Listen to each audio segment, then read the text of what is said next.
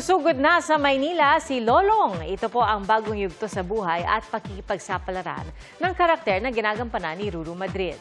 Sa Huwebes, magsisimula ang Lolong Pangil ng Maynila kung saan magiging mas matindi at mas mapanganib ang mga haharaping hamon ni Lolong.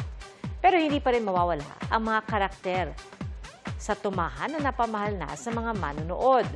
Kasabay ng kanyang pagpunta sa syudad, may mga bagong karakter pang makikilala si Lolong.